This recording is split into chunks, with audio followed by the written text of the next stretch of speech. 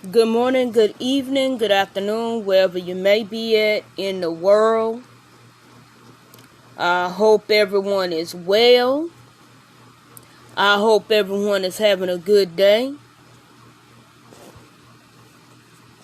I wanted to come on here and I wanted to discuss about Orishas. And I also wanted to discuss about energies. But also, if anybody would like a reading, let me know. And I'll be glad to give you that reading. I want to give everyone a chance to come in and get familiar. I want everyone to come in, get familiar, so that everyone can get a grasp of what I am speaking on or speaking of, so that we can get this on and popping. Okay? And happy Elegua Day to everyone. As you can see, I'm wearing red and black. Yes, I am, because this is Elegua Day. Elegua Day. Anything goes. Excuse the big forehead, though. But yes, for those who don't have this book, this is a very good book to get. It explains a lot about the Orishas and how they work. This book also explains the different energies, how the Orishas came about. It's not going to give like the full detail, but it's detailed enough, and it's the simplified version of this to teach you about the Orishas and how you can connect with them. Now, I'm not a Babalawo or anything like that. Yes, I know a lot about the Orishas because my husband and I, good afternoon, Jamie, how are you? Ashe. My husband and I, we learned this together, and we came into these Orishas together. We don't choose the Orisha, as my husband said. The Orisha chooses us. And they choose how we work also. But this book right here is a very good book. I haven't read the whole thing yet, which I don't intend doing. I'd rather read it to you all until y'all actually get it. But you can probably get it on PDF. You could probably get it on audio, or you could go to Amazon and download it on Kindle, whatever is cheaper for you or better for you. I prefer the physical book because, technology can act stupid at times, but it's good to have this book. Now, I was speaking the other day on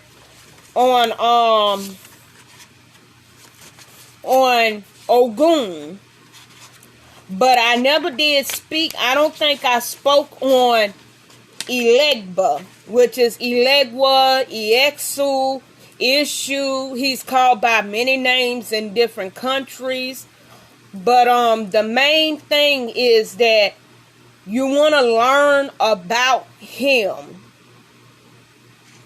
This is one of my main Orishas. Elegbara, owner of vital force, is the Orisha who is present at the meeting point of our choices. In other words, he's going to see what choice we make.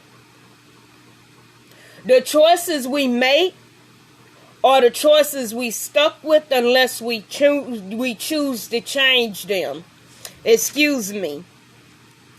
He is the Orisha who sits at the threshold of every decision. He chooses he sees if you're going to listen to him or whether or not he's going to choose to help you in your decisions. He is, like I said, for those who did not catch this, he is the Orisha who sits at the threshold of every decision and gatekeeper who owns all the options or roads. He owns the roads, he's the gatekeeper. In order to go to the other Orishas, you have to go to him about certain decisions. First you go to the ancestors, then you go to the Orishas. For example, if one were to go to a XXX movie theater, he would have a choice of 3 movies to see. Elegba is the ticket seller who allows us to enter for a price and enjoy or not the show of our choices. He is that part of God that represents offered choices and faithful decisions connected to them. So if you're up here making bad decisions, he's going to see how far you go. He's willing to see what you going to do. He's going to see if you're going to go left, right, forward, or backwards. Elegba and Ishu, gatherer of a great multitude, are names given to the same Orisha. The distinction being that in places where Orishas are worshipped, Dahomey, Yoruba land, Brazil, Cuba, Trinidad, and the United States, Ishu represents the wild, uncontrollable aspect of this Orisha, whose shrine must be kept outside of the house. Elegba, on the other hand, is the part of Ishu which has for most part been calmed and domesticated by the cool, reasoned, ethical actions of the chief of Orisha, Obatala, so that he could be brought into the house without the threat of havoc. Obatala's cooling influence helps to make Elegba capable of serving the community at large in a more predictable manner. So you can have Elegba inside or outside, but Ishu has to be kept outside your house. Elegba was present at the creation of the universe and safeguards the principle of free will, providing within a limited scope a chance for a person to decide her or his own destiny. The earth, Ishu's birthplace, provided the first model of the Opun Ifa, Orumala's divination tray, where a person's destiny is written and interpreted. Ishu's image on the tray faces the diviner and reminds us that he is watching to ensure that all is done properly. That means the Opun Ifa, the Opun and Ifa means that you have that tray. But if you're deciding someone's fate, Ishu is there to make sure you make that right decision. But if you're making that wrong decision, then guess what? Ikaru, my daughter, Ashe, Alafia, Modupe. If you're constantly making decisions that are wrong, Ishu is gonna step in and he's gonna warn you. Ishu Elegba's number is 3. He's gonna give you 3 chances. Then he's just gonna start making stuff happen until you decide to change.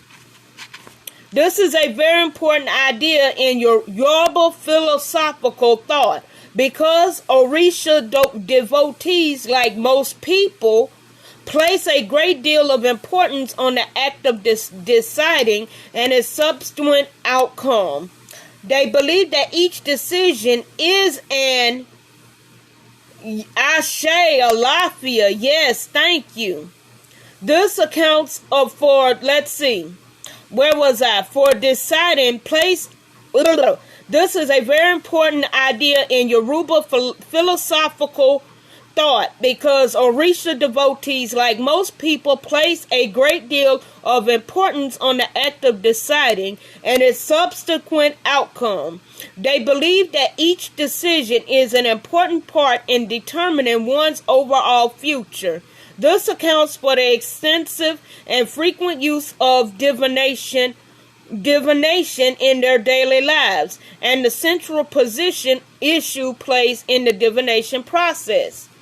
So Eshu plays a lot in the divination process when you're dealing with either the Opele, or you're dealing with the cowrie shells, the Ikini nuts, or tarot cards, or oracle cards, or you're just a reader without the cards and you can read people.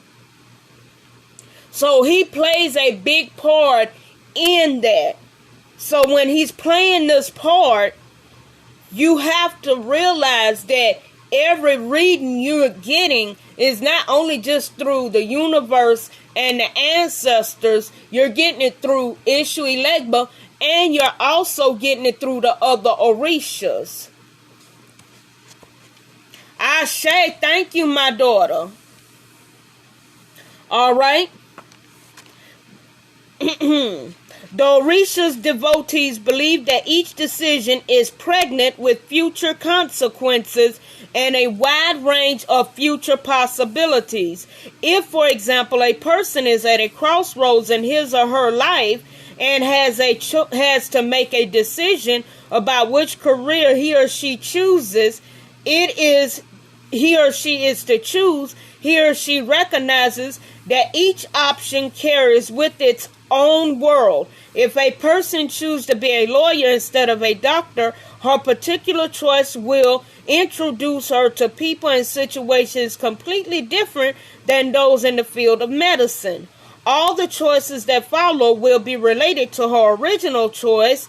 Think of it in terms of a large tree, with each branch having sub-branches, and those sub-branches having yet smaller branches, and so forth. So, in other words, each decision that you make comes with a consequence and a repercussion. If you make bad decisions, you have to suffer those consequences and those repercussions. You can't do things to other people and expect that nothing bad is going to happen to you. It may not happen that moment, that year from now, or it may not happen that week from now, but gradually over time it builds. If you do work against somebody for no just cause and they ain't did nothing to you or hurt you or harm you, then you're left with the decision from the universe, the ancestors, and Odumare and Orunmila, and then Eshu himself or whatever Orisha that has you. You're left with that decision and they decide your fate.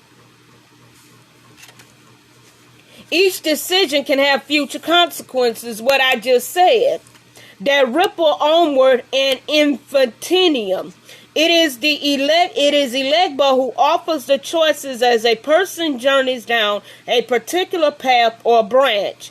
People make the choices even though they blames the negative results of the decisions on Elegba. Elegba doesn't make the decision. He only offers choices with the boundless possibilities that follow in connection. You cannot blame the Orishas. You cannot blame your head Ori. You cannot blame your ancestors. You are the only one that you can blame and your energy in the decision that you made. Elegba is the guardian of the crossroads, the thresholds of houses at the marketplace, and the curb of the roads. These are symbols of his role in nature and society because each of these locations speaks of decisions giving birth to the unknown. He offers possibilities which lure mankind's emotion and goads people into making mistakes which complicate their lives because they refuse to see the lesson that is behind the decisions that you make. Elegba is the guardian of the crossroads. Again, the threshold of houses.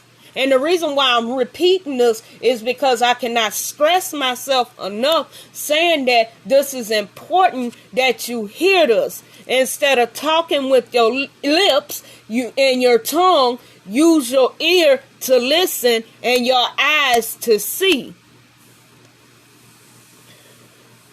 Also, he is of the marketplace and the curb of the roads. That means when you reach the end of that road and you got a 2-way, 3-way street, it's up to you which one of those streets you choose.